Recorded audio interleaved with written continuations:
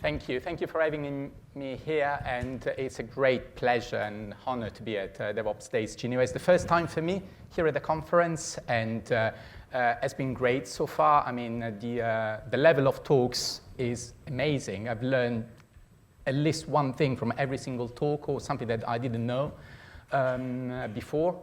And I had very interesting discussion with lots of people, and the organization is just perfect, I think. So it's very pleasant to be here. I hope I can contribute with my little presentation and tell you more about Docs as Code. And the title of my presentation is Docs as Code and Fix a Poor Documentation Culture in Your Organization. These are the topics that I'm going to cover. And I'm going to start really about setting the problem, the cultural problem with documentation. I'm then going to introduce what is Docs as Code.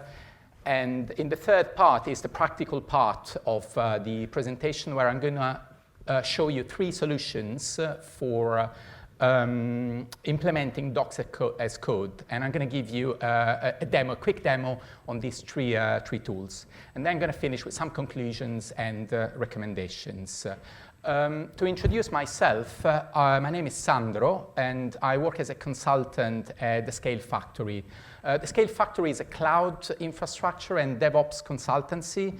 We are based in London, but we are a remote-first company, and actually we're going to ditch the office. It's too expensive at the beginning of next year. And we are fully remote even before the pandemic, and we started also recruiting people in some countries within Europe. Like many other companies at DevOps Days, we are recruiting. There is a shortage of people with, especially cloud skills that we see. So if you're interested, if you have, especially if you have worked with AWS, which is our main expertise, you can have a look at our website, the career page, or just come and talk to me. We will also have a position probably towards the end of the year for project managers as well. So again, if you've worked with maybe agile methodologies, keep an eye on our website. That's the end of the, so they paid for my journey, that's the end of my sales talk for my company. And this is where I want to talk really today, is really the problem with the documentation. I want to start with this, and I've chosen this tweet by Brian Lyles. He's someone who we follow in my company, and I think it describes very well what is the problem with the documentation. I'm going to read it out loud. So your company has a poor documentation culture. Things are slow because people don't know how things work. Actually, there is a typo there. Managers start micromanaging because work is slow, and I personally hate micromanaging. Leadership issues mandates. Nobody likes mandates, but that is not the problem. It was a poor communication the whole time. So you can really see a link here, starting with poor documentation, but it reflects a culture in the company that it might be linked to poor communication. And the documentation is just a reflection of that communication problem. And as many things with DevOps, is a cultural thing before being a tooling problem, before being a technology, is a change in the mindset, is a change in the way companies, enterprises, organizations work. So these are some of the problems that I personally experience in various companies I either work with or for. And it really is no special order, and sometimes a mix of these things. So the first one is there is absolutely no documentation. Everything is in the head of one of two people, the heroes, those who save the production when it goes down. But actually, if there was a little bit of documentation in the run book, maybe I could contribute a little bit as well, and maybe I could have helped without dealing, necessarily with these heroes with big egos. The other problem is too much documentation, and especially when the documentation is scattered along several tools. Maybe you have stuff on Confluence, on your Jira ticket or any ticketing system that you use. Then you have stuff on a README, on GitHub, maybe a wiki. Maybe you've got how the code works within your code, and all sorts of different things. And the problem there is that there isn't a single source of truth. You can't search for it because it's so scattered along different things that you can't find it. What you can't find doesn't exist, really. Another problem is documentation is out of date. You might have heard that code is like fish. It doesn't age very well and it smells after 3 days. Documentation is like code, and documentation is like fish, the same. It doesn't age very well. You have to keep it up to date. Otherwise, it could even be problematic. You follow a run book that was written for before the changes were made, and then you're actually implementing something that could actually cause a problem, for example, in production. And then there is also the other issue about nobody wants to write documentation, and developers tend to suck at writing documentation. I'm very gentle now, but it's a fact. It's a fact that I experienced myself. Simply there is no appetite for writing documentation. It's an afterthought. I want to write my code. I want to make a working software. Why do I have to bother with documentation? And well, there are some consequences of pure documentation. And I really, here I just list things, and actually this time in a sort of order, because it could lead actually to consequences like leaving the company or even a problem for revenue for the business. The first time when there is someone new in a company and then you experience the first problematic issue with documentation is onboarding. So you have someone completely new, maybe with lots of technical experience, but it's new to the culture of the company, maybe also new to some of the tools, and has to set up his or her laptop. Well, if you don't have an onboarding guide, then it's very, very slow for new eyes just to become productive. And maybe that person with a good onboarding guide and handbook, within a month, it could actually write code that goes into production. If you don't have this, maybe you have to wait 3 months, 6 months before that person is actually productive.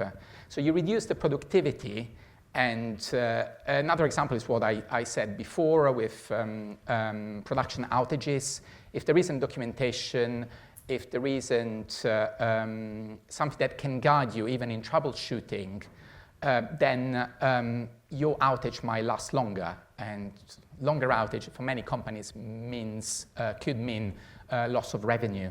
So you can really quantify how much your lack of documentation is costing your company. Documentation is related to technical debt, and I think yesterday we had a very good presentation on technical debt. This is also part of that technical debt story. Not having documentation is something that is going to slow you down in the long run. And it's going to slow you down for implementing new features, because very often they have to interact with old features or a working software. Pure communication, that's the sort of team or a company problem that could lead to a blame culture. So one team against another team pointing the fingers, it's your fault, it's my fault, it's their fault, or even single individuals sometimes blaming each other. And one of the consequences I've seen is a higher turnover in the company. So people coming in, maybe staying 6 months, a year, and then they move away because they have other choices, and this company, it's very difficult for them to get things done, because from the very beginning, from the very onboarding, everything was problematic. And I personally seen this in some of the companies where either I've been or I worked with.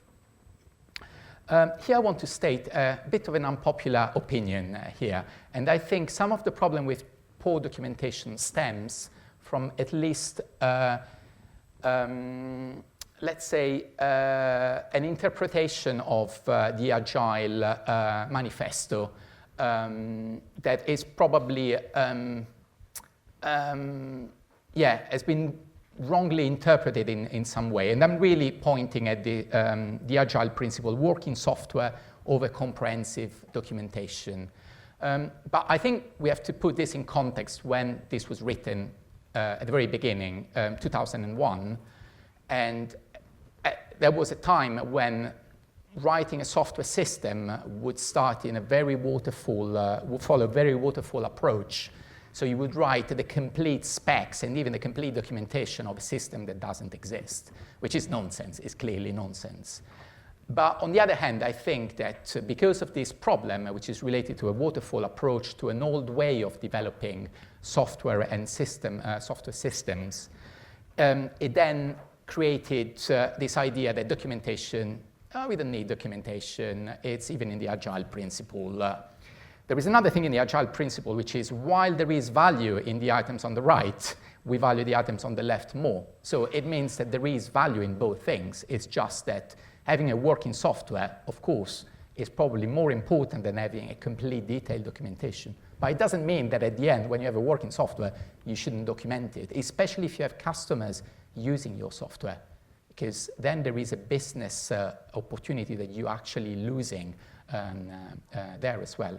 So that's my sort of unpopular opinion. I mean, I'm happy to discuss this later. I know some people take Agile Manifesto a little bit like, the truth, and I like to discuss these things because they are not always black and white. There are different shades of gray in these things, and I think this is one. So I'm moving now to docs as code, and you can hear it referred to as documentation as code or docs-like code. And in a nutshell, the bottom line is really you treat your documentation as you treat your code in exactly the same way. So you can use the same workflow and even the same tooling. And I'm going to show you a little bit of this in the practical part. So you can use version control, you can use pull requests, you can run tests, you can use a CI/CD workflow and apply all these things, all these good things that we know for code, you can apply them to documentation. At the end of the day, it is text, it's characters. So you could use exactly the same things. And the benefits that you can get from using all the existing workflow and tooling that you use for your code is that you foster this collaboration culture, really like, you know, you can do pull requests and then PR reviews. So you can really have several people collaborating on the documentation. You can automate boring tasks like, you know, spell checking, finding typos, these sort of things. This can be automated. A machine can do it. We don't need necessarily human beings, but we do need human beings maybe to have a look, to you know, approve or provide feedback. We do need these sort of things, and we use the human for the valuable, for the high-value thing, not for the boring tasks. And at the end of the day, you can speed up the deployment and then contribute to keep your documentation up to date. This is really similar to, you know, other concepts that we all know from DevOps, continuous integrations, continuous delivery, and there is continuous documentation, which is really the process of creating and updating the documentation incrementally, and then as a part of the deployment workflow. And the bottom line is to keep your code and your documentation in sync. Here I'm going to show you a little bit the workflow, but you should be familiar, if you are familiar with DevOps culture and technology, how this work. So you might have, you might start writing your documentation on your preferred text editor, and your text editor can also help you with, you know, finding spelling mistakes, for example. You can enable these features in your preferred text editor. Lots of the text editors, they provide this functionality. Then you commit your documentation and you create a PR. And the PR automatically, as soon as you create the PR, you can have automatic checks, maybe related to spell checking and other things I'm going to show you later. Then a human will likely review your, it's always good, I think, for documentation to have a second pair of eyes, even just to say, yeah, approve it, it's good to go. But sometimes you can have also feedback, and this is where it starts getting interesting, like for code. You can get a back and forth, and actually you might better understand the documentation you are writing. And this is the collaboration thing that I think where we need really we can really leverage the human in us, I would say, for these sort of things. Let's use humans for, you know, the things that we are unique and machines cannot do. And this collaboration is one of those things. So when everything is good, then the PR is approved, and then you can have also an automatic system that automatically triggers a deploy, and then you have your documentation on your public or maybe internal website is immediately up to date as soon as the PR is merged into the main branch. Here are some tips for strategy. I think it's always good in order not to fall in the trap of document everything. Comprehensive documentation from the Agile principle is to define your documentation goals. So define what is really important to document, what is your pain point, what you really need to have something written down. Start with that. Start small as well, and then iterate in a pure Agile fashion.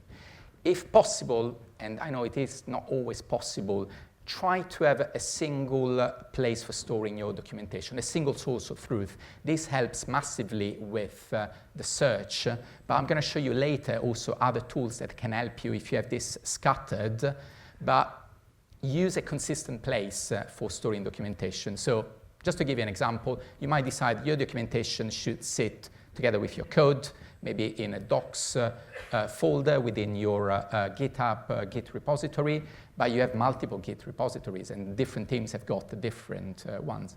Well, stick with that approach, and then there are tools that allow you to aggregate this information. But the bottom line there is use always, that way for storing your documentation. Don't scatter it to another tool where it's going to be difficult then to aggregate. So be consistent if you can't put it in a single place. You can also create a style guide for your following your organization standards. This is something that we do at the Scale Factory, and we try to follow the style guide as much as we can. So we have a tone and voice. For example, we tend to prefer using contractions in English rather than spelling it the full thing, you are, you're. We have this sort of policy that our boss decided is a more informal writing style. We've got some branding as well and wording in the branding. For example, when I presented my company, we have a typical way of doing this, and it is in this style guide. Another thing that we try to do is also to try to move away from some terminology that some people might find offensive or very sensitive. I'll give you a couple of examples, and I'm sure you are aware it is a big debate also in the community. Things like blacklist and whitelist, which are terms that I studied at uni, absolutely normal.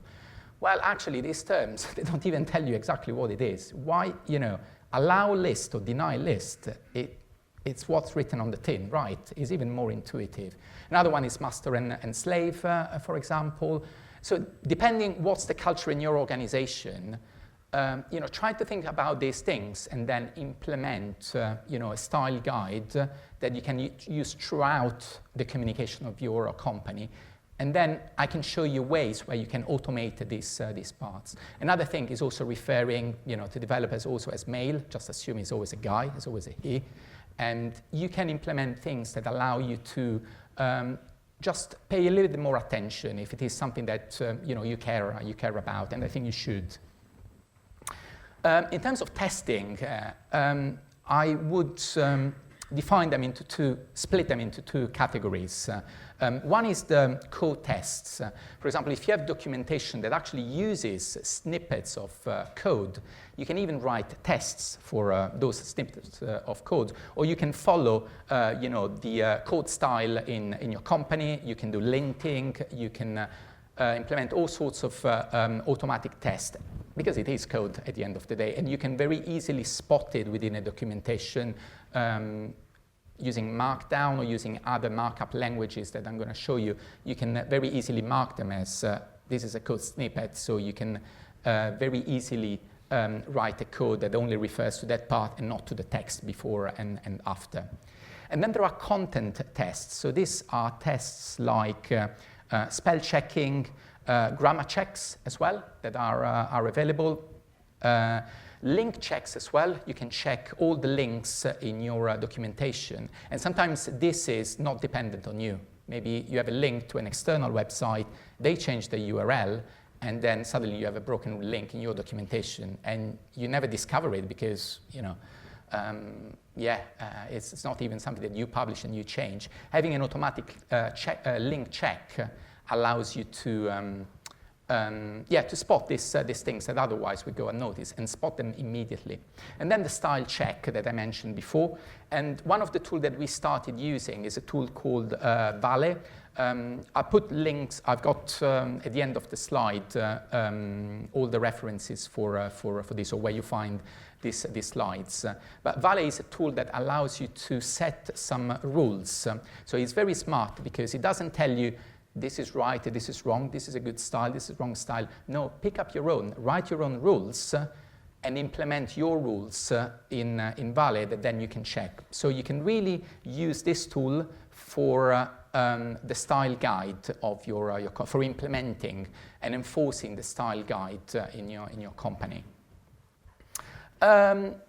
Customer-facing documentation. I like this because I've been involved in my previous job. I worked for Oxford University Press, and we developed an API for language data. So a typical thing would be, this is a word, give me the definition, give me the synonyms, give me...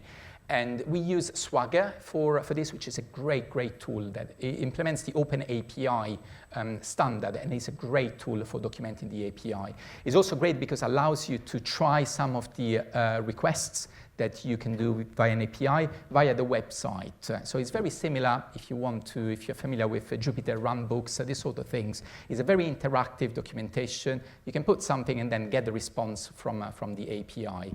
You have all the parameters that you can document, and it's a great way actually to allow software developers to use your product. So if you sell a software product, especially to other developers, if you have this sort of documentation, your business might see an impact, because good documentation will mean more software developers that they're going to start using your tool. I personally, when I use a new tool, I might spend 15 minutes, 30 minutes, half a day. If it doesn't work and I have the choice to something else, I try something else. And one of the things that I see, that I search for, is documentation. How good is the documentation from the start? Because I'm going to be using maybe this tool for the next years, so I want to make sure that I can learn it properly. Another thing also, another useful tool for, especially if you have a public website, for your documentation, is checking accessibility of the website. And there are some automatic tools that can even give you a score, how your website follows. So what's the ranking of your website according to accessibility guidelines. And it can also give you stuff for performance and SEO. And this tool is Lighthouse. It's a tool developed by Google, and I think it's also developed. You can find it probably integrated also in the developers tool in Chrome, I believe. And if you interact with customers and educate your customers to use the documentation, and you can use the liberating acronym RTFM, Read the Fine Manual, and and then educate your customers to use the documentation. It's going to save you time as well, because you're not going to write down how he or she should achieve that, but you just point to where the thing is written in a very good way, and saves time. Okay, now I'm moving to the practical part, and I'm going to show you 3 solutions that I've personally used for docs as code. These are a static site generator, an open source project called Read the Docs, and another open source project called Antora. Starting with a static site generator, this is a tool generated just a full static HTML website, and it's based on just raw data, templates, images that you might have in your code repository. It's really good for small size documentation, and if you have a single repository, super easy to implement. Markdown is often the one of the markup language used, although depending on the tool that you use, you might have another markup language. And a typical thing is to use a docs directory within the repo, or to have a dedicated Git repository just with the content of your documentation or your website, if it is a website. Here are some solutions, and really you're spoiled with choice. I just mentioned a few that I know, but there are several more. There is Sphinx, which is a project in the Python community for writing documentation. It's actually the de facto standard in the Python community for documentation. You got Jekyll and GitHub Pages that work very well together if you use GitHub. And then there is Hugo, which is a static site generator written in Go. That's the one I'm going to use for the demo. It's the one that we use at the Scale Factory. Because all you're storing is just static files, HTML, CSS, maybe a sprinkle of JavaScript and images, you can just put them in a cloud object storage, your preferred cloud object storage. Just put it in there so it is highly available. You don't even have to think about availability for that is a managed service. And you can even put a CDN, a content delivery network, on top of it, and this will help with the caching, the performance, and also with the security of your website, the documentation website. The advantages, the good features that I like in this solution is that the deployment workflow is super easy. It's just a matter of uploading these files into, let's say, S3, and then invalidate the cache, and done. Everything is live. I also like in Hugo, by other tools as well, you can have a local deployment environment. You can actually spin up your local website and see it on your browser. So it's great for developing these sort of things. And then the performance, the speed, and also the security is great because this is just static content. There is no dynamic content. There is no database behind it. There is nothing to really upgrade. You can just put it on a storage, object storage, and off you go. There are any plugins to update that are going to break your website. So I really like the simplicity of this approach. I'm going to show you what we do at the Scale Factory, because we have our website in Hugo. It's a static site.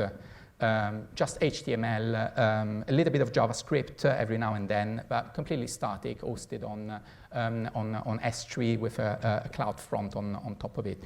In here, I want to show you the blog page, because it's one of the pages that gets updated more often, and you will see there are articles written on a regular basis.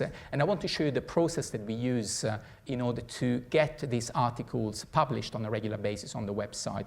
I'm going to pick up one that I wrote recently about disaster recovery strategies. And so this is the whole article text. You might like it or not, doesn't really matter.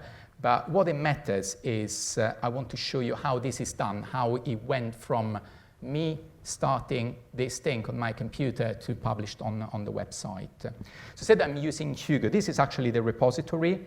This is a private repository, so I'm going to just show you the things that I can show you.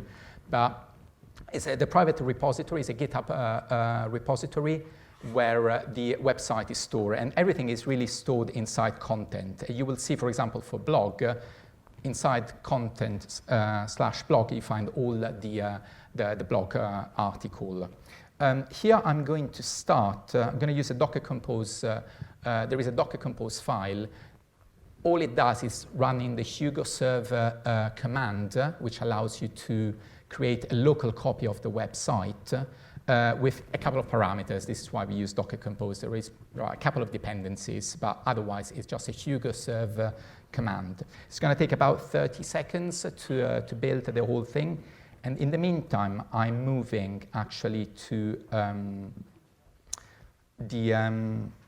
let's say I want to write a new blog post, for example. So I've written this, I've created inside the blog repository, the blog directory, a directory. We usually use the date because it's easier to automatically order. And I'm going to write, basically I prepared a very simple article talking about DevOps Days Geneva. I want to say something about this conference.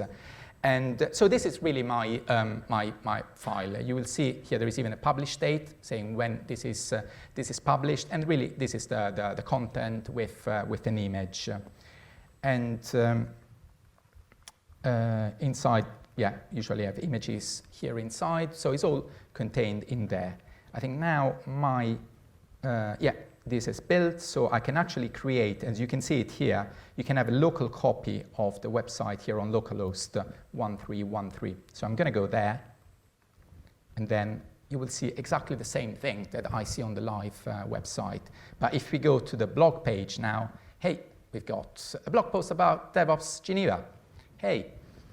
So just to show you, this is a very quick process. I can see it immediately how this is going to be on the website, even before creating the pull request. And in fact, when I created that pull request, 2 weeks ago, this is basically what I did. Wrote my stuff, just put a screenshot of the preview. Then I had my colleague Tim actually reviewing and then giving me some comments to say, oh, better use this, use that, talk about this, talk about that. This is the collaboration that I mentioned before. This is where my article actually improved because all these feedbacks from colleagues. So at the end, it's all this, blah, blah, blah, blah, blah, blah, blah, blah, blah, blah. You see, it took 2 weeks, a little bit less than 2 weeks. And then at the end, great, approved, I'll do a merge. And then off we go. And then it gets automatically deployed. Here I can't show you because this has already been merged. But I want to show you another article that my colleague George wrote that actually needs a review. And on Monday when I'm back to work, I'm gonna start reviewing his article. So he did the same thing here. But what I want to show you in here is these nice checks that we put. So every time we create a pull request, there are some automatic checks that take place. The first one is about the build, so building the website and see if it actually builds correctly.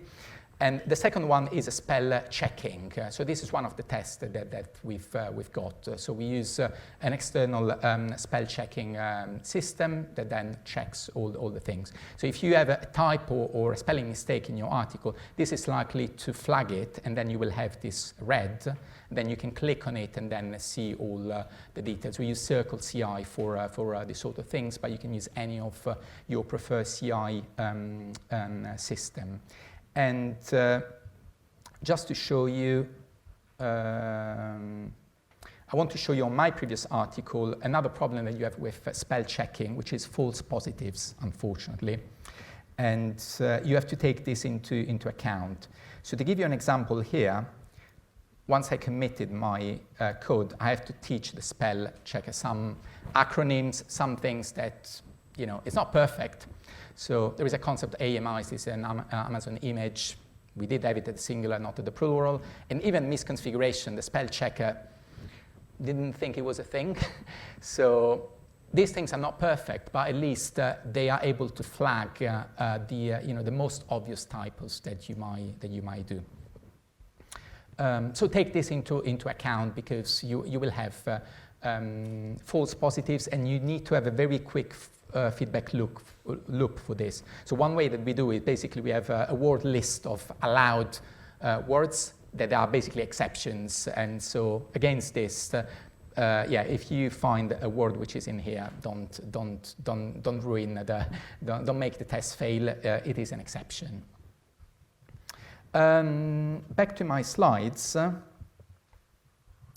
I'm going to talk now about the second solution, which is an open source project called Read the Docs.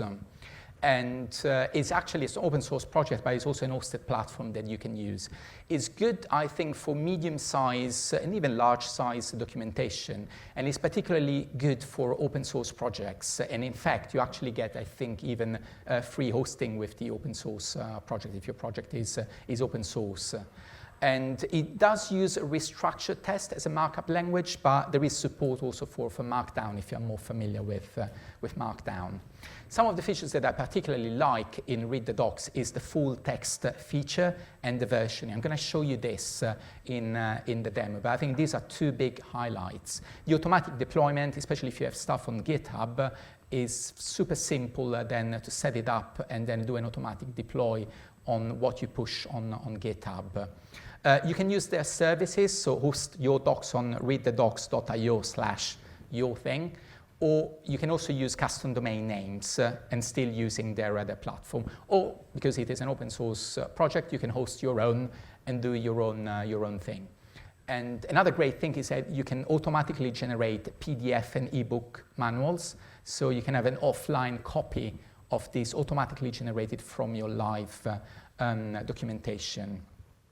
And I'm going to show you read the docs, and I think the best way to explain read the docs is to, eat your own dog food. So read the docs, read the docs in order to document, their own product.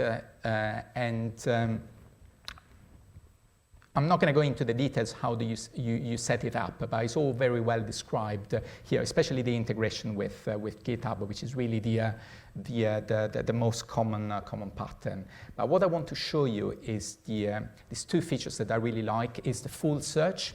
So if I want to explain you what is versioning in Read the Docs, let me see versioning, and then immediately I get this everywhere where versioning is mentioned within this documentation. So you have this full search immediately. And the versioning is a nice feature, especially if you have software that, if you provide software and you provide support for several versions of your softwares, maybe you have version 1, version 2, they both need to be supported, and they might have slight different documentation.